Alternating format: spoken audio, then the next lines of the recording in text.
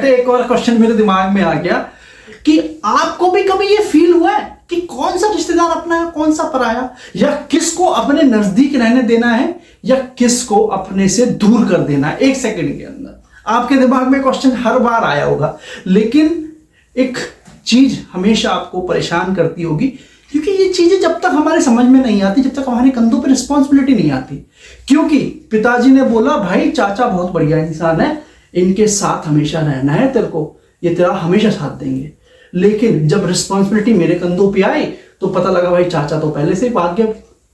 हाँ, मेरी माताश्री ने मुझे सपोर्ट किया कि मासी बहुत खराब है, लेकिन पता लग रहा है कि एंड में मासी ही साथ दे रही है।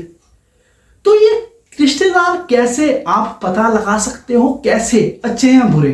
एक कहानी के माध्यम से आपको समझाता हूं। कहानी बहुत अच्छी है, ध्यान से समझना। एक बार एक दिशा नाम की लड़की थी, वो एक छोटे से टाउन में रहती थी और उसकी माताश्री हमेशा एक ही चीज समझाती थी उसको कि बेटा रिश्तेदार हमारा जिंदगी का बहुत महत्वपूर्ण अंग है और हमें रिश्तों को बहुत समझदारी से संभाल के रखना पड़ता है।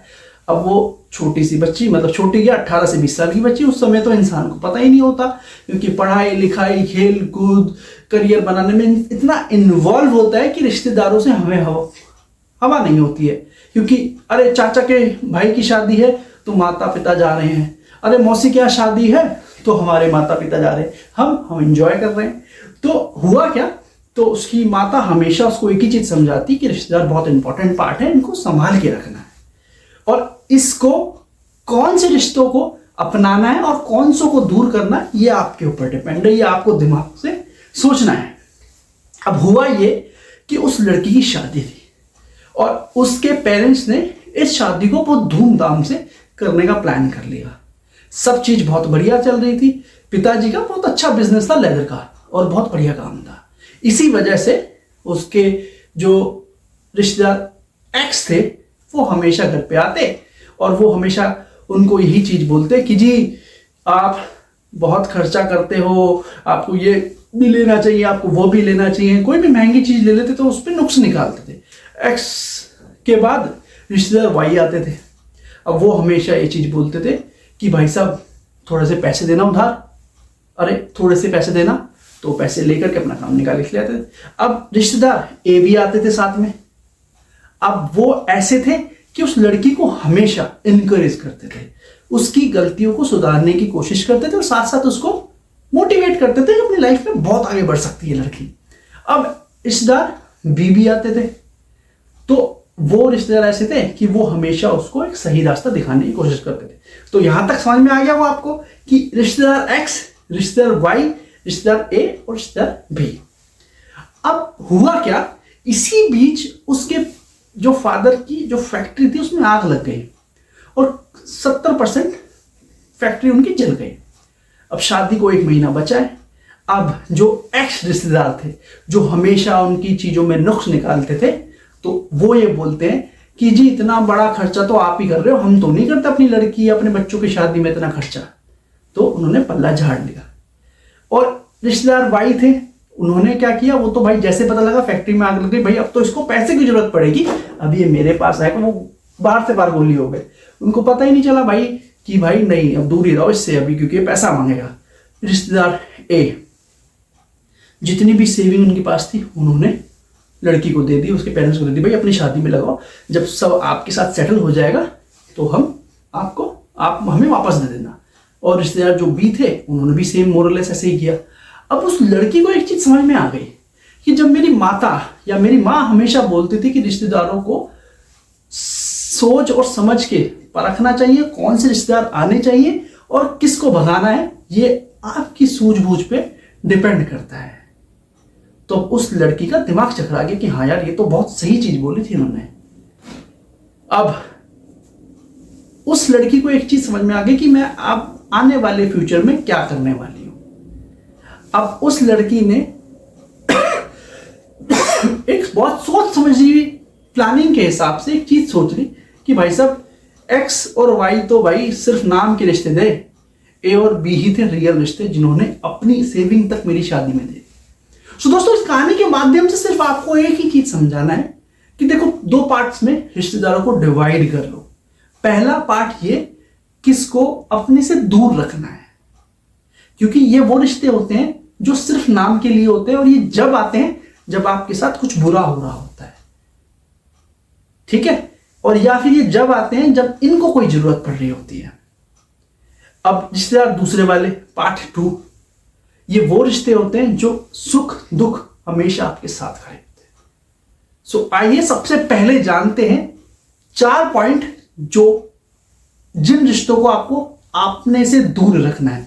सबसे पहला, नेगेटिव सोच वाले रिश्तेदारों को हमेशा दूर रखो, जो हमेशा ये चीज सोचते हैं कि भाई नहीं तेरे से नहीं हो पाएगा, ये तूने तो गलत गोल सेट कर लिया, तो बहुत बड़े अमीर लोगों की बात है, तेरे बस की बात नहीं है। ऐसे लोगों को मिनट से पहले दूर कर लो। दूसरा पॉइंट, चुगलखोर रिश्तेदारों को।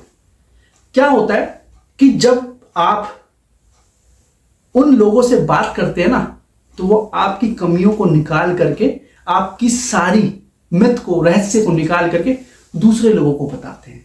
अब इससे वो इंसान आपके लिए गलत सोचना स्टार्ट कर देता है। तीसरा पॉइंट, मतलबी रिश्तेदारों को बिल्कुल दूर रखना चाहिए। ऐसे रिश्तेदारों को जो हमेशा अपने मतलब के लिए आपके पास आ रहे हैं कि भाई साहब 10,000 देना, भाई साहब मेरा ना ये काम करना, भाई साहब यहाँ चलना, ऐसे रिश्तों को बिल्कुल अलग करो।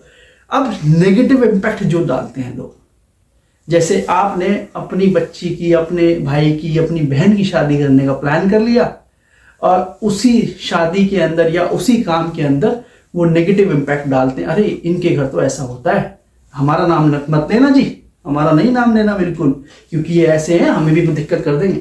तो ऐसे रिश्तेदारों को दूर रखना है। अब इसी बीच कुछ ऐसे रिश्तेदार भी होते हैं जिनको आपको इन 2 या 3 पॉइंटों से ही समझना है कि ये रिश्तेदार आपके रियल में आपके होते हैं। सबसे पहला रिश्ता, सकारात्मक सोच रखने वाले लोग। आप चाहे कोई भी सिचुएशन में हो, आपको हमेशा मोटिवेट करेंगे कि भाई साहब तेरे से ही होगा, कोई फर्क नहीं पड़ता, दिक्कत होगी मैं तेरे साथ खड़ा हूं। ऐसे लोगों को मिनट से पहले आपको अपने साथ करना है। दूसरा पॉइंट, सभी हालात में आपके साथ खड़े होने वाले लोग। नॉर्मली क्या होता है, कुछ समय पहले एक विपत्ति आई इंडिया पे या पूरे वर्ल्ड पे, कोविड। ऐसे बहुत से लोग थे, मैं अपने आप को भी उन्हीं लोगों में इंक्लूड करूंगा, क्योंकि हमें ऐसा लगता था कि यार ये रिश्तेदार के पास हमें नहीं जाना, भाई यहाँ तो कोविड चल रहा है, मुझे हो गया तो ठीक है, लेकिन मेरे रिश्तेदारों को, मेरे फैमिली को नहीं होना चाहिए। लेकिन जब मुझे पता है कि यार इनके घर में इतनी सारी प्रॉब्लम है, मुझे सपोर्ट देना चाहिए, तो ऐसे रिश्तेदारों को हमेशा अपना साथ आपको देना चाहिए। उसके बाद जो आपके साथ इमोशनली टच हों, आपके इमोशंस की कदर करें, उन लोगों को कभी साथ नहीं छोड़ना चाहिए, जो आपकी एक एक इमोशंस की वैल्यू करें। ये सबसे इंपॉर्टेंट है दोस्तों, ये लिखा हुआ है मैंने अपने पास, क्योंकि बहुत सारे ऐसे हालात हुए जिसमें मैंने समझने की कोशिश करी कि यार ऐसा क्या हो रहा है, कौन से रिश्तेदारों को अपनाया जाए, कौन से को दूर किया जाए, ये बहुत इंपॉर्टेंट है। उसके बाद सच्चाई और ईमानदार लोगों को ना हमेशा रखने चाहिए। एक्चुअली जो सच्चे और ईमानदार होते हैं ना, उनको हम बेवकूफ समझते हैं, हम सोचते हैं तो बेवकूफ है, इसको तो जो मर्जी बना लो। तो ऐसे लोगों का ना गलत लोग फायदा उठा लेते हैं, लेकिन जब आपको अगर ऐसे लोग मिलते हैं ना, तो उनके साथ भी आप सच्चाई और ईमानदारी के साथ चलें। मैं आपको गारंटी के साथ कह रहा हूं, कभी भी रिलेशनशिप्स में आपको परखने की, समझने की जरूरत नहीं पड़ी, अगर आपने वीडियो को ध्यान से देख लिया। इस वीडियो को पूरा देख करके आपको समझ में आ जाएगा कि किस रिश्तेदार को अपनाना है और किस रिश्तेदार को दूर करना है। बस यही है सबसे इंपॉर्टेंट पार्ट। मिलते हैं अपनी अगली वीडियो में। पॉजिटिव, मैं आपका होस्ट रोहित कुमार वैश्य।